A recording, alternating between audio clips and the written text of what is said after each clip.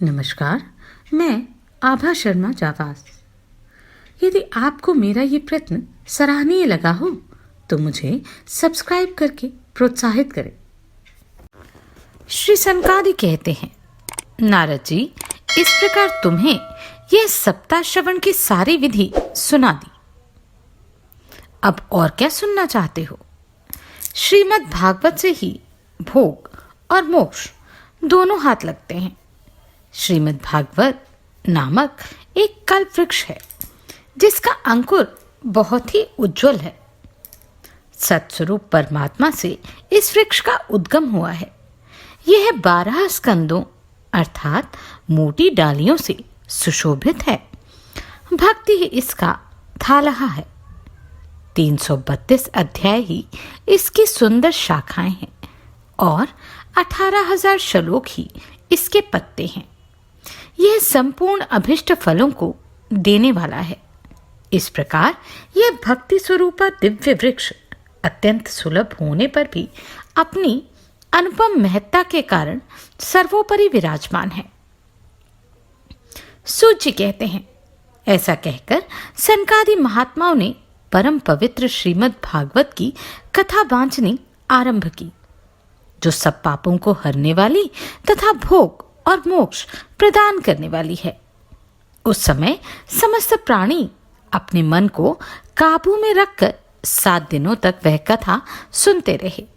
तत्पश्चात सबने विधि पूर्वक भगवान पुरुषोत्तम की स्तुति की। कथा के अंत में ज्ञान, वैराग्य और भक्ति की पूर्ण रूप से पुष्टि की। उन्हें उत्तम तरुण अवस्था प्राप्त हुई जो समस्त प्राणियों का मन हर लेने वाली थी। नारद जी भी अपना मनोरथ सिद्ध हो जाने से कृतार्थ हो गए। उनके सारे शरीर में रोमांच हो आया और वे परमानंद में निमग्न हो गए। इस प्रकार कथा सुनकर भगवान के प्रिय भक्त नारद जी हाथ जोड़कर प्रेमपूर्ण गदगद वाणी में सनकादि महात्माओं से बोले, तपोधनो, आज मैं धन्य हो गया। आप दयालु महात्माओं ने मुझ पर बड़ा अनुग्रह किया। सप्ताह यज्ञ में श्रीमद् भागवत का श्रवण करने से आज मुझे भगवान श्रीहरि समीप में ही मिल गए। मैं तो सब धर्मों की अपेक्षा श्रीमद् भागवत श्रवण को ही श्रेष्ठ मानता हूँ, क्योंकि उसके सुनने से वैकुंठवासी भगवान श्री कृष्ण की प्राप्ति होती है। सूत जी कहते हैं, वैष्णवों में श्रेष्ठ श्री नारद जी जब इस प्रकार कह रहे थे, उसी समय 16 वर्ष की अवस्था वाले व्यासपुत्र योगेश्वर श्री शुकदेव जी मुनि वहां घूमते हुए आ गए। वे ऐसे जान पड़ते थे मानो ज्ञान रूपी महासागर से निकले हुए चंद्रमा हूं। वे ठीक कथा समाप्त होने पर वहां पहुंचे थे। आत्मलाभ से परिपूर्ण श्री शुकदेव जी उस समय बड़े प्रेम से धीरे धीरे श्रीमद् भागवत का पाठ कर रहे थे। उन परम तेजस्वी मुनि को आया देख सारे सभासद तुरंत ही उठकर खड़े हो गए और उन्हें बैठने के लिए एक ऊंचा आसन दिया। फिर देवर्षि नारद जी ने बड़ी प्रसन्नता के साथ उनका पूजन किया। तब वे सुखपूर्वक आसन पर विराजमान हो गए। तो मेरी उत्तम वाणी सुनो, ऐसा कहते हुए बोले, भगवत कथा के रसिक भावुक भक्तजन, यह श्रीमद् भागवत वेद रूप कल्प वृक्ष का पका हुआ चूकर गिरा हुआ फल है, जो परमानंदमय अमृत रस से भरा है। यह श्री शुकदेव रूप तोते के मुख से इस पृथ्वी पर प्राप्त हुआ है। जब तक यह जीवन रहे, जब तक संसार का प्रलय न हो जाए, तब तक आप लोग इस दिव्य रस का नित्य निरंतर बारंबार पान करते रहे। महामुनि श्री व्यास जी के द्वारा रचित इस श्रीमद् भागवत में परम उत्तम निष्काम धर्म का प्रतिपादन किया गया है तथा जिनके हृदय में ईर्ष्या द्वेष का अभाव है, उन साधु पुरुषों के जानने योग्य उस कल्याणप्रद परमार्थ तत्व का निरूपण किया गया है, जो आध्यात्मिक आदि तीनों तापों का समूल नाश करने वाला है। इस श्रीमद् भागवत की शरण लेने वाले पुरुष को दूसरे साधनों की क्या आवश्यकता है? जो बुद्धिमान एवं पुण्यात्मा पुरुष इस पुराण को श्रवण करने की इच्छा करते हैं, उनके हृदय में स्वयं भगवान ही तत्काल प्रकट होकर सदा के लिए स्थिर हो जाते हैं। श्रीमद् भागवत समस्त पुराणों का तिलक और वैष्णव पुरुषों की प्रिय वस्तु है। इसमें परमहंस महात्माओं को प्राप्त होने योग्य परम उत्तम विशुद्ध अद्वैत ज्ञान का वर्णन किया गया है तथा ज्ञान, वैराग्य और भक्ति के सहित नैष्कर्म में धर्म अर्थात निवृत्ति मार्ग को प्रकाशित किया गया है।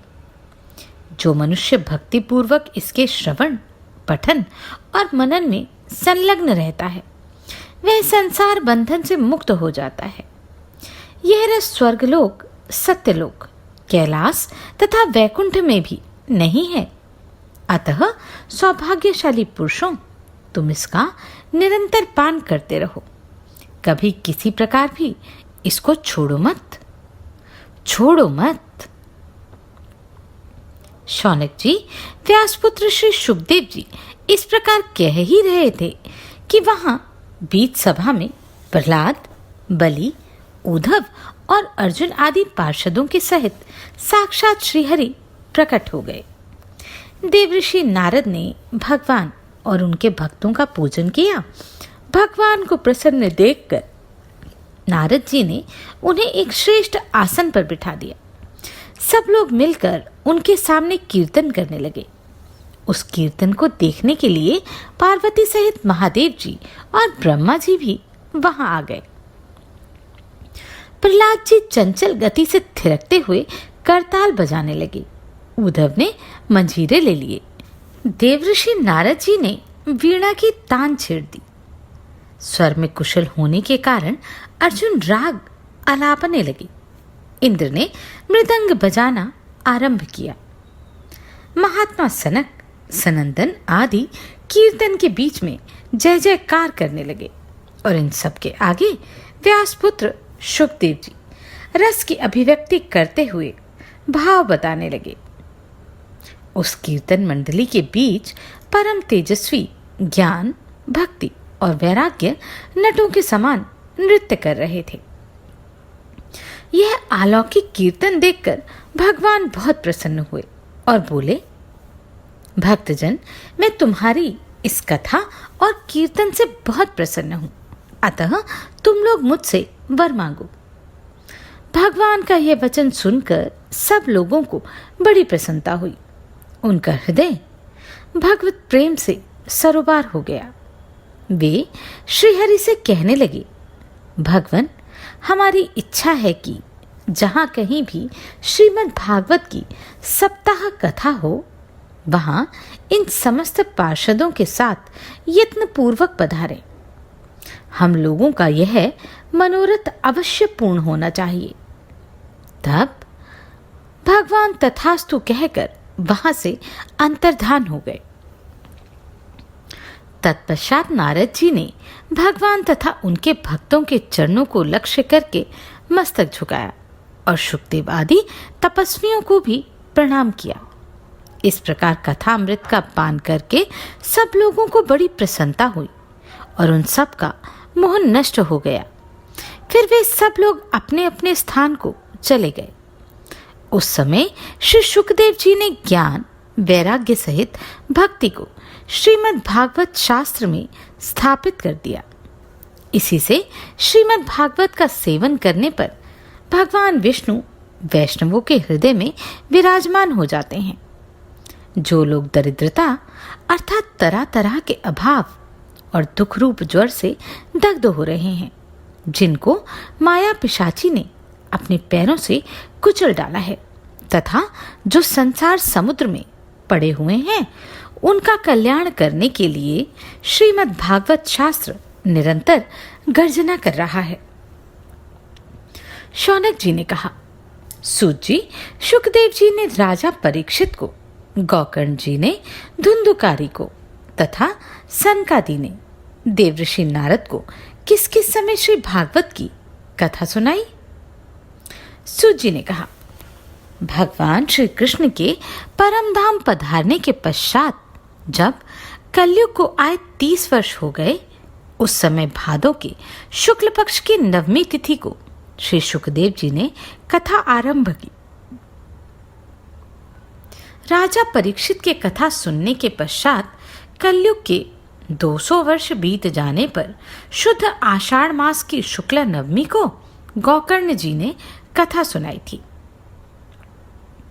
उसके बाद जब कलयुग के 306 वर्ष व्यतीत हो गए, तब कार्तिक शुक्ल पक्ष की 9वीं तिथि को सनकादि कथा आरंभ कर रहे थे। पाप रहित शौनक जी, आपने जो कुछ पूछा था वह सब मैंने बता दिया। इस कलयुग में श्रीमद् भागवत की कथा संसार रूपी रोग का नाश करने वाली है। संतजन, आप लोग श्रद्धा पूर्वक इस कथा अमृत का पान करें।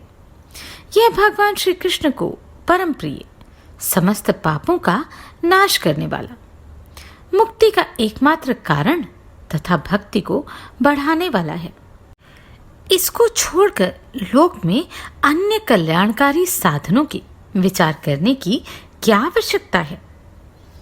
अपने सेवक को पाश हाथ में लिए देख यमराज उसके कान में कहते हैं, देखो, जो लोग भगवान की कथा वार्ता में व्यस्त हों उनसे दूर ही रहना। मैं दूसरे ही लोगों को दंड देने में समर्थ हूं, वैष्णवों को नहीं। इस असार संसार में विषय रूपी विष के सेवन से व्याकुलचित हुए मनुष्य यदि कल्याण चाहते हो तो आधे क्षण के लिए भी श्रीमद् भागवत कथा रूपी अनुपम सुधा का पान करो। अरे भाई, घृणित चर्चा से भरे हुए कुमार्ग पर क्यों व्यर्थ भटक रहे हो? इस कथा के कान में पड़ते ही मुक्ति हो जाती है। मेरे इस कथन में राजा परीक्षित प्रमाण है। श्री सुखदेव जी ने प्रेम रस के प्रवाह में स्थित होकर यह कथा कही है। जो इसे अपने कंठ से लगाता है वह वैकुंठ का स्वामी बन जाता है। शौनक जी, मैंने समस्त शास्त्र समुदाय का मंथन करके इस समय आपको यह परम गुह्य रहस्य सुनाया। यह समस्त सिद्धांतों द्वारा प्रमाणित है।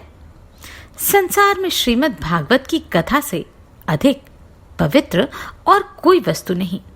अतः आप लोग परमानंद की प्राप्ति के लिए 12 स्कंद रूप इस सारमय कथामृत का किंचित किंचित पान करते रहिए। जो मनुष्य नियम पूर्वक इस कथा को भक्ति भाव से सुनता है और जो विशुद्ध वैष्णव पुरुषों के आगे इसे सुनाता है, वे दोनों ही उत्तम विधि का पालन करने के कारण इसका यथार्थ फल प्राप्त कर लेते हैं। उनके लिए संसार में कुछ भी असाध्य नहीं है। यमुना तटवर्ती इंद्रप्रस्थ नामक तीर्थ की महात्म्य कथा। ऋषियों ने पूछा, सूत जी, अब आप यमुना के महात्म्य का विस्तार पूर्वक वर्णन कीजिए। साथ ही यह बात भी बताइए, किसने किसके प्रति इस महात्म्य का उपदेश किया था। सूत जी ने कहा, एक समय की बात है। पांडुनंदन युधिष्ठिर सौभरी मुनि से कल्याणमय ज्ञान सुनने के लिए उनके स्थान पर गए और उन्हें नमस्कार करके इस प्रकार पूछने लगे, ब्राह्मण, सूर्य कन्या यमुना जी के तट पर जितने तीर्थ हैं, उनमें ऐसा कल्याणमय तीर्थ कौन है जो भगवान की जन्मभूमि मथुरा से भी बड़ा है? सौभरी बोले, एक समय मुनि श्रेष्ठ नारद और पर्वत आकाश मार्ग से जा रहे थे। जाते जाते उनकी दृष्टि परम मनोहर खांडव वन पर पड़ी। वे दोनों मुनि आकाश से वहां उतर पड़े और यमुना जी के उत्तम तट पर बैठकर विश्राम करने लगे। क्षण भर विश्राम करने के बाद उन्होंने स्नान करने के लिए जल में प्रवेश किया। इसी समय उशीनर देश के राजा शिबी ने, जो उस वन में शिकार खेलने आए थे, उन दोनों मुनियों को देखा। तब वे उनके निकलने की प्रतीक्षा करते हुए नदी के तट पर बैठ गए। नारद और पर्वत मुनि जब विधि पूर्वक स्नान करके वस्त्र पहन चुके, तब राजा शिबी ने उनके चरणों में मस्तक रखकर प्रणाम किया। फिर तो वे मुनि भी राजा के साथ ही तट पर विराजमान हो गए। वहां सुवर्ण के हजारों यूप दिखाई दे रहे थे। अभिमान रहित राजा शिबी ने उन यूपों पर दृष्टि डालकर देवऋषि नारद और पर्वत से पूछा, मुनिवरों, ये यज्ञ यूप किनके हैं? किस देवता अथवा मनुष्य ने यहाँ यज्ञ किया है? काशी आदि तीर्थों को छोड़कर किस पुरुष ने यहाँ यज्ञ किया है? अन्य तीर्थों से यहाँ क्या विशेषता है? इसमें कौन सा विज्ञान का भंडार भरा है? यह बताने की कृपा कीजिए। नारद जी ने कहा, राजन, पूर्व काल में हिरण्यकश्यपु ने जब देवताओं को जीतकर तीनों लोकों का राज्य प्राप्त कर लिया तो उसे बड़ा घमंड हो गया। उसके पुत्र प्रहलाद जी भगवान विष्णु के अनन्य भक्त थे, किंतु वह पापात्मा उनसे सदा द्वेष रखता था। भक्त से द्रोह करने के कारण उसे दंड देने के लिए भगवान विष्णु ने नृसिंह रूप धारण किया और उसका वध करके स्वर्ग का राज्य इंद्र को समर्पित कर दिया। अपना स्थान पाकर इंद्र ने गुरु बृहस्पति के चरणों में मस्तक झुकाकर प्रणाम किया और भगवान नारायण के गुणों का स्मरण करते हुए कहा, गुरुदेव, समस्त जगत का पालन करने वाले नृसिंह रूपधारी श्रीहरि ने मुझे पुनः देवताओं का राज्य प्रदान किया है, अतः मैं यज्ञ द्वारा उनका पूजन करना चाहता हूँ। इसके लिए आप मुझे पवित्र स्थान बताइए और योग्य ब्राह्मणों का परिचय दीजिए। आप हम लोगों के हितकारी हैं, अतः इस कार्य में विलंब नहीं करना चाहिए। बृहस्पति जी ने कहा, देवराज, तुम्हारा खांडव वन परम पवित्र और रमणीय स्थान है। वहां त्रिभुवन को पवित्र करने वाली पुण्यमय यमुना नदी है। यदि तुम आत्मीय जनों का कल्याण चाहते हो तो उसी के तट पर चलकर नाना प्रकार के यज्ञों द्वारा भगवान केशव की आराधना करो। गुरु बृहस्पति के वचन सुनकर देवराज इंद्र तुरंत गुरु देवता तथा यज्ञ सामग्री के साथ खांडव वन में आए।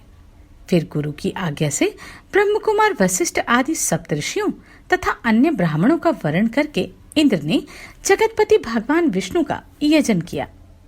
इससे प्रसन्न होकर भगवान विष्णु ब्रह्मा और महादेव जी के साथ इंद्र के यज्ञ में पधारे।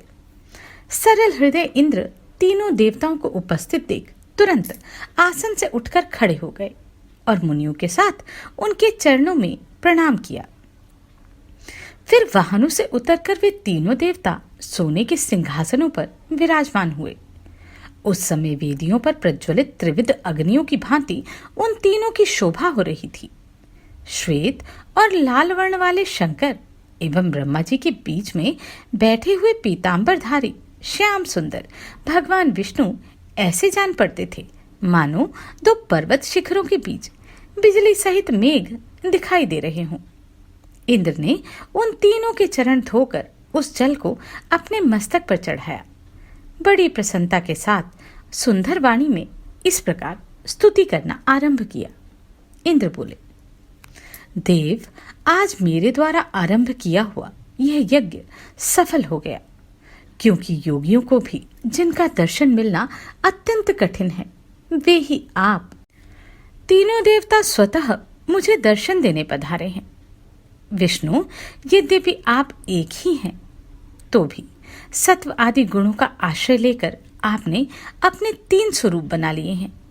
इन तीनों ही रूपों का तीनों वेदों में वर्णन है, अथवा ये तीनों रूप 3 वेद स्वरूप ही हैं।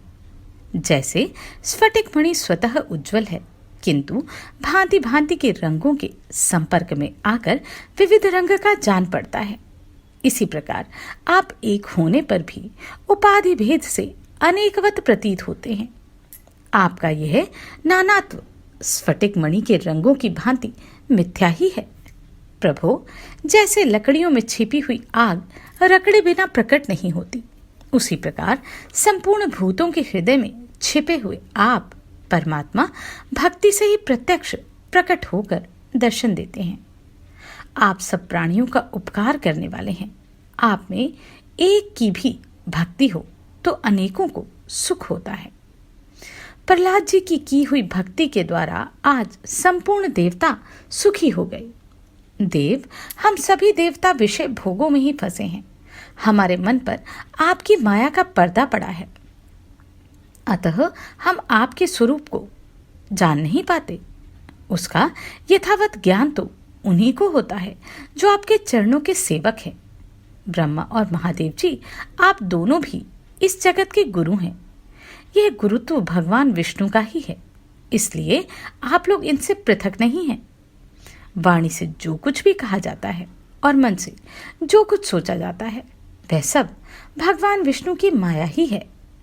जो कुछ देखने में आ रहा है, वह सारा प्रपंच ही मिथ्या है।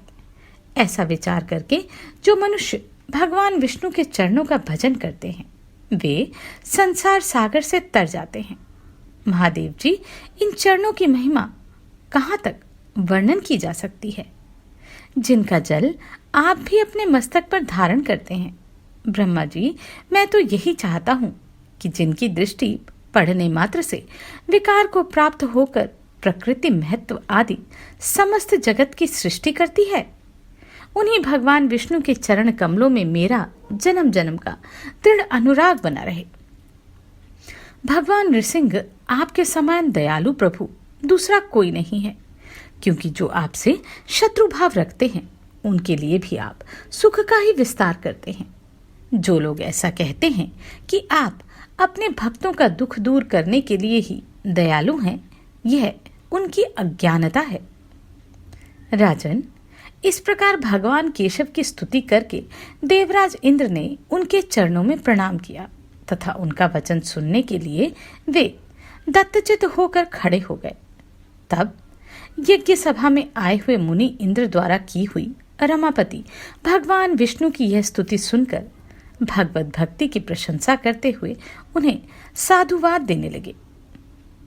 नारद जी कहते हैं, मुनियों द्वारा त्रिलोकी से अतीत नित्य धाम की प्राप्ति कराने वाली तथा सबके सेवन करने योग्य अपनी भक्ति का समर्थन सुनकर संपूर्ण जगत के गुरु भगवान श्रीहरि उस समाज के भीतर इंद्र से मधुर वाणी में बोले, देवराज, ये मुनि परम ज्ञानी हैं, अतः यदि ये मेरी भक्ति को गौरव देते हैं और उसका सत्कार करते हैं तो यह कोई आश्चर्य की बात नहीं है, क्योंकि ये तीनों लोकों में निवास करने वाले प्राणियों को उपदेश देने वाले हैं।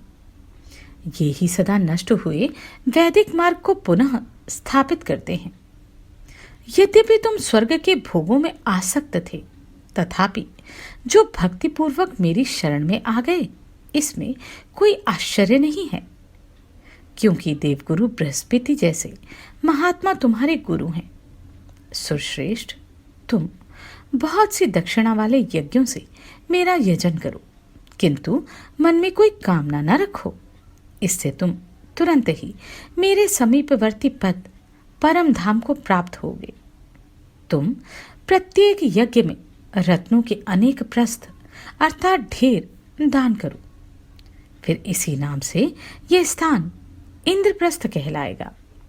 महादेव जी, आप यहीं काशी और शिव कांची की स्थापना कीजिए और पार्वती जी के साथ सदा इस तीर्थ में निवास कीजिए। बृहस्पति जी, आप भी यहाँ निगमोद्धक तीर्थ की स्थापना कीजिए। यहाँ स्नान करने से पूर्व जन्म की स्मृति और परमात्मा का ज्ञान प्राप्त हो। मैं भी यहाँ परम मनोहर द्वारकापुरी, अयोध्यापुरी, मधुवन और बद्रिकाश्रम की स्थापना करता हूँ तथा सदा यहाँ उपस्थित रहूंगा। इंद्र, हरिद्वार और पुष्कर नामक जो दो श्रेष्ठ तीर्थ हैं, उनको भी मैं तुम्हारे हित की कामना से यहाँ स्थापित करता हूँ।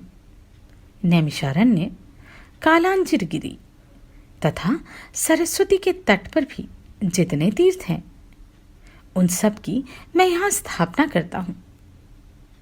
नारद जी कहते हैं, राजा शिबी, श्रीहरि के यह कल्याणमय वचन सुनकर सबने वैसा ही किया।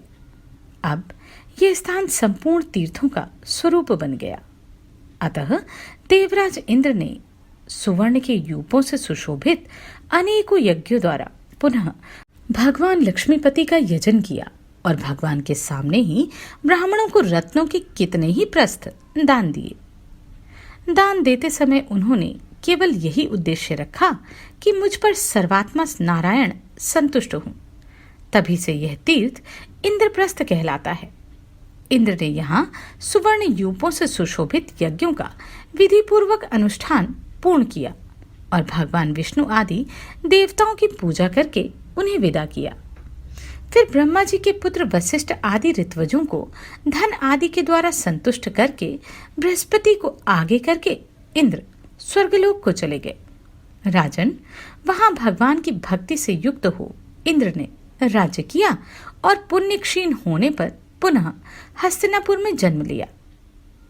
वहां शिव शर्मा नामक एक ब्राह्मण थे जो वेद वेदांगों के पारंगत विद्वान थे। उनकी पत्नी का नाम गुणवती था। भगवान विष्णु के सेवक देवराज इंद्र उसी के गर्भ से उत्पन्न हुए। शिव शर्मा ने ज्योतिषियों को बुलवाया।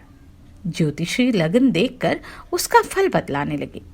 शिव शर्मा जी, आपका यह बालक भगवान विष्णु का प्रिय भक्त होगा तथा आपके कुल का उद्धार करेगा। ज्योतिषियों का यह शांतिदायक वचन सुनकर शिव शर्मा ने अपने पुत्र का नाम विष्णु शर्मा रखा और उन्हें धन देकर विदा किया। शिव शर्मा बड़े बुद्धिमान थे। वे मन ही मन सोचने लगे, मेरा जीवन धन्य है क्योंकि मेरा पुत्र भगवान विष्णु का भक्त होगा। मन में ऐसी ही बात विचारते हुए शिव शर्मा ने किसी अच्छे दिन को श्रेष्ठ ब्राह्मणों के द्वारा शिशु के जात कर्म आदि संस्कार कराए। जब 7 वर्ष व्यतीत हो गए और 8वां वर्ष आ गया तब उन्होंने अपने पुत्र का उपनयन संस्कार किया। इसके बाद 12 वर्षों तक उसे अंगों सहित वेद पढ़ाए। तत्पश्चात शिव शर्मा ने पुत्र का विवाह किया। बुद्धिमान विष्णु शर्मा ने अपनी पत्नी से एक पुत्र उत्पन्न करके अपने विषय वासना रहित मन को तीर्थ यात्रा में लगाया और पिता के पास जाकर उनके दोनों चरणों में प्रणाम किया।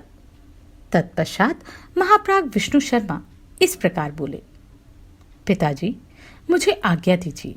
मैं सत्संग प्रदान करने वाले तृतीय आश्रम को स्वीकार करके अब श्री विष्णु की आराधना करूंगा। स्त्री, गृह, धन, संतान और सुहृद ये सभी जल में उठने वाले बुदबुदों की तरह क्षण भंगुर हैं। अतः विद्वान पुरुष इसमें आसक्त नहीं होता। मैंने वेदों के स्वाध्याय से और संतान उत्पत्ति के द्वारा क्रमशः ऋषि ऋण और पितृ ऋण से उद्धार पा लिया है। अब तीर्थों में रहकर निष्काम भाव से भगवान केशव की आराधना करना चाहता हूँ। गुणमय पदार्थों की आसक्ति का त्याग करके जब तक प्रारब्ध शेष है किसी उत्तम तीर्थ में रहने का विचार करता हूँ। शिव शर्मा ने कहा, बेटा, मेरे लिए भी अहंकार शून्य होकर चतुर्थ आश्रम में प्रवेश करने का समय आ गया है। अतः मैं भी विषयों को विष की भांति त्याग कर श्री केशव रूपी अमृत का सेवन करूंगा। अब मेरी वृद्धावस्था आ गई है, अतः घर में मेरा मन नहीं लगता। तुम्हारा छोटा भाई सुशर्मा कुटुंब का पालन पोषण करेगा। हम दोनों श्रीहरि के चरण कमलों का चिंतन करते हुए अब यहाँ से चल दें। श्री नारद जी कहते हैं, राजन, ऐसा निश्चय करके वे दोनों मुमुक्षु पिता पुत्र अंधकारपूर्ण आधी रात के समय घर से चल दिए और घूमते हुए इस परम कल्याणमय तीर्थ इंद्रप्रस्थ में आए। यहाँ अपने पूर्व जन्म के किए हुए यज्ञ यूपों को देखकर विष्णु शर्मा को श्रीहरि के समागम का स्मरण हो आया।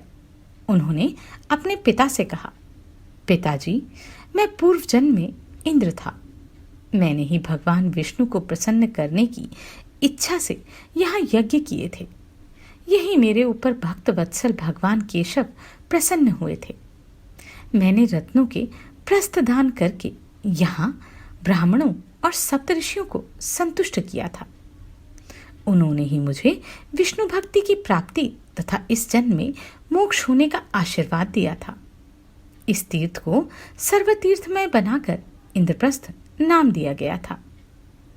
उन मुनिवरों ने इसी स्थान पर मेरी मृत्यु होने की बात बताई थी। अंत में भगवान के परम धाम की प्राप्ति होने का आश्वासन दिया था।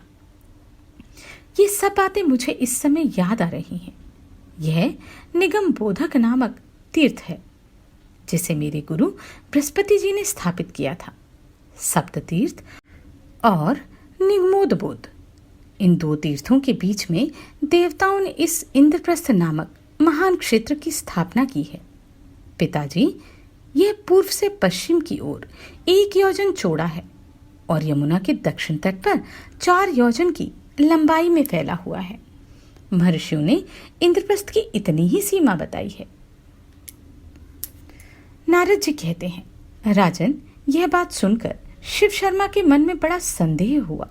उन्होंने अपने सत्यवादी पुरुष विष्णु शर्मा से कहा, बेटा, मैं कैसे समझूं कि तुम पूर्व जन्म में देवताओं के राजा इंद्र थे और तुमने ही यज्ञ करके रत्नों के द्वारा ब्राह्मणों को संतुष्ट किया था। तुम्हारी कही हुई बातें जिस प्रकार मेरी समझ में आ जाएं, वह करो। पूर्व जन्म में किए हुए कार्यों का ज्ञान इस समय तुम्हें कैसे हो रहा है? विष्णु शर्मा ने कहा, पिताजी, मुझे ऋषियों ने पूर्व जन्म की स्मृति बनी रहने का वरदान दिया था। उन्हीं के मुंह से इस तीर्थ के विषय में ऐसी महिमा सुनी थी। आप यहाँ निगमोदबोध तीर्थ में स्नान कीजिए, इससे आपको भी पूर्व जन्म की स्मृति प्रदान करने वाला दुर्लभ ज्ञान प्राप्त होगा। यह सुनकर विप्रवर शिव शर्मा ने पूर्व जन्म की स्मृति प्राप्त करने के लिए भगवान श्रीहरि, श्री गंगा जी एवं अयोध्या आदि 7 पुरियों का स्मरण करके और भगवान गोविंद में चित्त लगाकर निगमोदबोध तीर्थ में बार बार डुबकियां लगाकर स्नान किया। इसके बाद पारण किया। तदनंतर सूर्य को सादर अर्घ्य देकर विविध उपचारों से भगवान विष्णु का पूजन किया। इस तरह नित्यकर्म पूरा करके वे सुखपूर्वक बैठे और अपने सुयोग्य पुत्र विष्णु शर्मा से बोले, विष्णु शर्मन, यहाँ स्नान करने से मुझे भी पहले के जन्म कर्मों का स्मरण हो आया है। महाभाग, मैं उन्हें तुम्हारे सामने कहता हूँ, सुनो। पूर्व जन्म में मैं धनवान वैश्य के कुल में उत्पन्न हुआ था। मेरे पिता का नाम शरभ था। वे कान्यकुब्जपुर में निवास करते थे। वहां व्यापार के द्वारा उन्होंने बहुत धन कमाया, परंतु रात दिन उन्हें यही चिंता घेरे रहती थी कि पुत्र के बिना मेरी संचित की हुई यह सारी धनराशि व्यर्थ ही है। इस प्रकार चिंता में पड़े हुए वैश्य के घर एक दिन परोक्ष विषयों का ज्ञान रखने वाले मुनिवर देवल जी पधारे। उन्हें आया देख मेरे पिता आसन से उठकर खड़े हो गए। उन्होंने पाद्य और अर्घ्य देकर मुनि को प्रणाम किया, उत्तम आसन पर बैठाया और सम्मान पूर्वक कुशल प्रश्न पूछते हुए कहा, मुनि श्रेष्ठ, आपका इस पृथ्वी पर विचरना हम जैसे गृहस्थों को सुख देने के लिए ही होता है। अन्यथा यदि आप कृपा करके स्वतः ना पधारें तो घर की चिंता में डूबे हुए मनुष्य को आप जैसे महात्मा का दर्शन कहाँ हो सकता है। जिनकी बुद्धि भगवान की चरण रज के चिंतन में लगी हुई है, उन्हें कहीं भी कोई भी कामना नहीं हो सकती।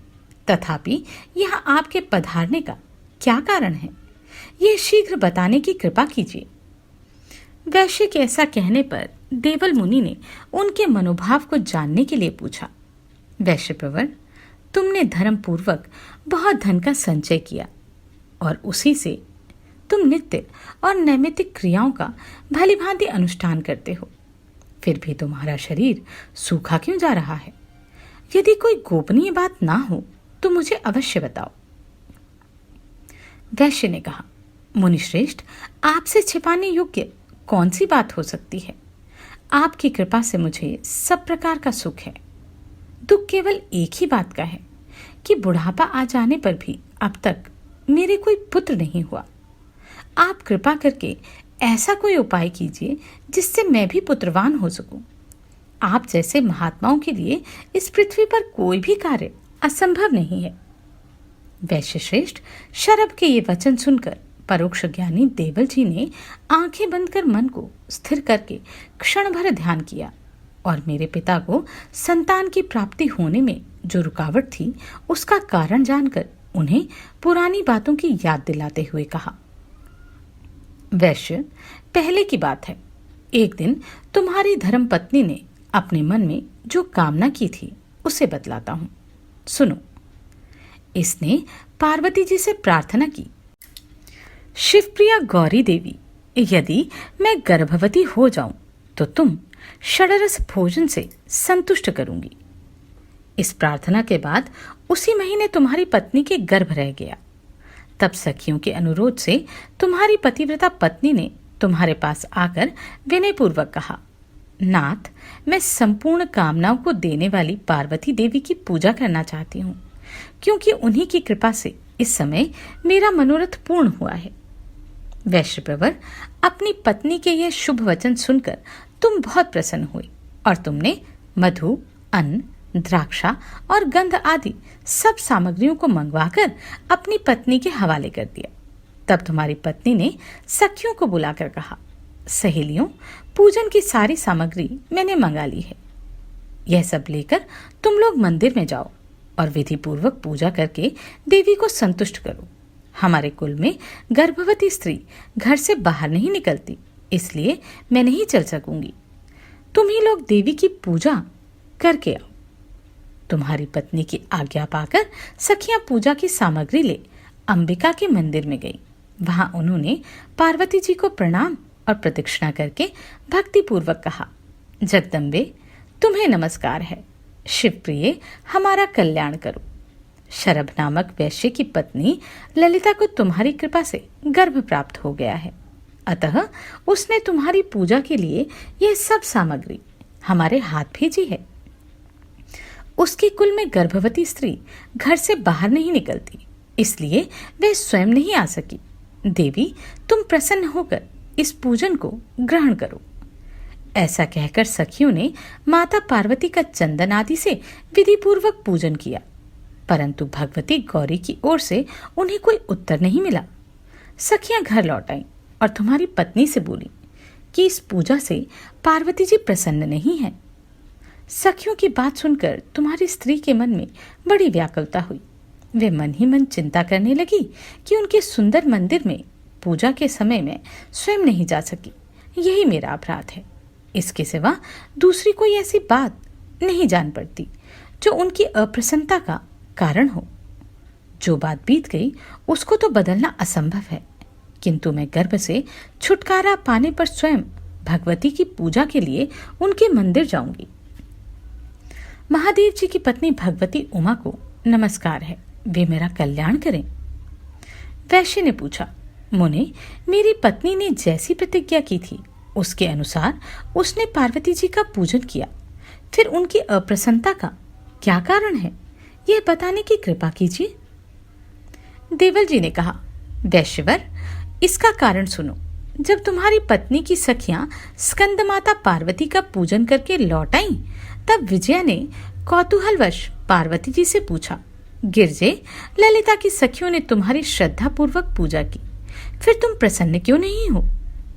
पार्वती ने कहा, सखी विजया, मैं जानती हूँ वैश्य पत्नी घर से बाहर निकलने में असमर्थ थी, इसलिए उसकी सखियां आई थी, किंतु मेरी जैसी देवियां दूसरे के हाथ की पूजा स्वीकार नहीं करती। उसका पति आ जाता तो भी उसका कल्याण होता। पत्नी जिस व्रत और पूजन को करने में असमर्थ हो उसे अपने पति से ही करा सकती है, इससे उसकी वह पूजा भंग नहीं होती। अथवा अनन्य भाव से पति से पूछकर किसी श्रेष्ठ ब्राह्मण के द्वारा भी वह पूजा करा सकती है। फिर उसने ना तो स्वयं पूजन किया ना पति से करवाया, इसलिए उसका गर्भ निष्फल हो जाएगा। यदि दोनों पति पत्नी श्रद्धा पूर्वक यहाँ आकर मेरी पूजा करेंगे तो उन्हें पुत्र की प्राप्ति होगी। वैश्य, तुम्हारे संतान न होने में यही कारण है जो तुम्हें बता दिया। जैसे पूर्व काल में महर्षि वशिष्ठ ने महाराज दिलीप को संतान प्राप्ति के लिए नंदिनी की सेवा बतलाई थी, उसे सुनकर राजा ने नंदिनी को संतुष्ट किया था और राजा की सेवा से प्रसन्न हुए नंदिनी ने उन्हें पुत्र प्रदान किया था। उसी प्रकार तुम भी पत्नी सहित जाकर भगवती पार्वती की आराधना करो इससे वे तुम्हें अवश्य पुत्र प्रदान करेंगी। अगले अध्याय में हम देवल मुनि का शरभ को राजा दिलीप की कथा सुनाना सुनेंगे। इस अध्याय में हमने इंद्रप्रस्थ को इंद्रप्रस्थ क्यों कहा जाता है यह जाना। क्या आप इसे पहले जानते थे? कमेंट करके अवश्य बताइए।